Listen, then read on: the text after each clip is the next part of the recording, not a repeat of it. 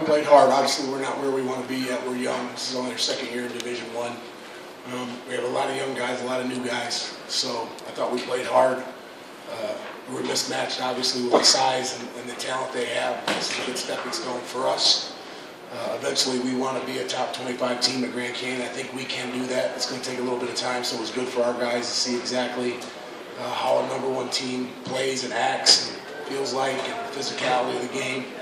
So it was really a good test for us, and I think we'll really improve from it and get better as our guys get more playing time and get older. So I thought it was a positive step in the direction that we want to go. Coach, what about Woolridge? Do you think he hung in there with Kentucky's talent? Is he to that level? Yeah, I'm not worried about Royce. Royce is a guy who's, his 5th year. He's played some great competition. Won a state title in Phoenix, and then played at Kansas for a year, and then he's been at Washington State. So obviously he's played some really important games against some really good players. So that's why I was so excited to be able to get him and have him come home to Phoenix and be the leader of our team at the point guard position. So I think Royce will have a really good year for us, and it didn't surprise me he went out there and competed because he's been through it.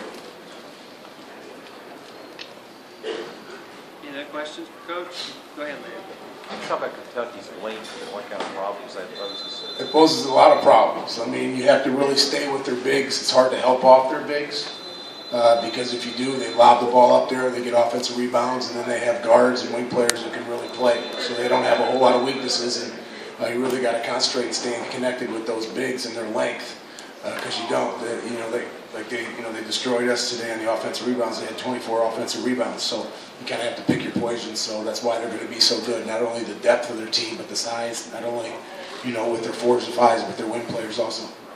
Dan, did you think your team competed better in the second half? Well, I thought they competed the whole game. I think they just figured it out a little bit more, and we kind of went to a spread offense in the second half, where we just tried to drive and. Things loosened up. Daniel Alexander's a guy we expect to score, and he got in foul trouble early in that first half and had to sit most of that first half. And, he's a pretty talented player, so he came out and was able to play a little bit in the second half for us. So I thought they competed for 40 minutes, but, it's a learning process for us. And, those first 20 minutes, maybe we were a little shell-shocked at their length and their size, and we just couldn't score. We had some opportunities. We fed our bigs, and we just couldn't finish, and just kind of got it rolling. As a guy who's competed at that level, knows what NBA talent looks like. How many of those guys on that Kentucky bench can play at that level? Yeah, there's a lot of them. Obviously, there's a lot of those guys that can go on and play at the NBA level. That's why I think they're going to be very good. When you can sub, 5 guys to 5 guys and have 10 guys in that rotation like that, and with their size, if they keep working, and the NBA is a whole different animal. But those guys are young college kids, and I expect them to go, and probably some of them have really good futures in the NBA. How do you beat Kentucky? Is there a way to do it? How would you beat them? Well, you got to get better players. I think there'll be teams out there that'll be able to have size like them and be able to have athletes like them and can be able to shoot it and battle their physicality. So I think they'll be tested several times this year with teams that are out there with the same kind of size or like size, and guys who are athletes and can spread them out and take them off the dribble and things like that. So it'll be hard to beat them. I think they're the #1 team for a reason. It'll be very hard to beat them.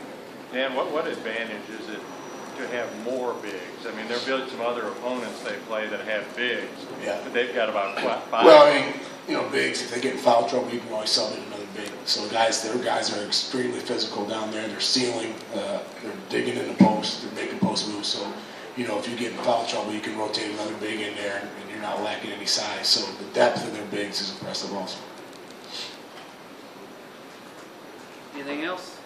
What about Lee and Cauley-Stein are able to get out and guard, 30 feet from the basket? What does that do? Well, that's big, especially, for Cauley-Stein at his size, to be able to move and run and trap. I mean, that presents a problem for everybody because they like to white or switch all screen rolls.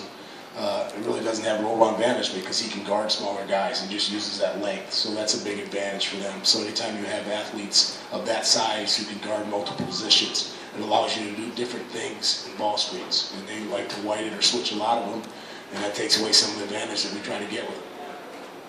Thanks, guys. All right, thank you. Good.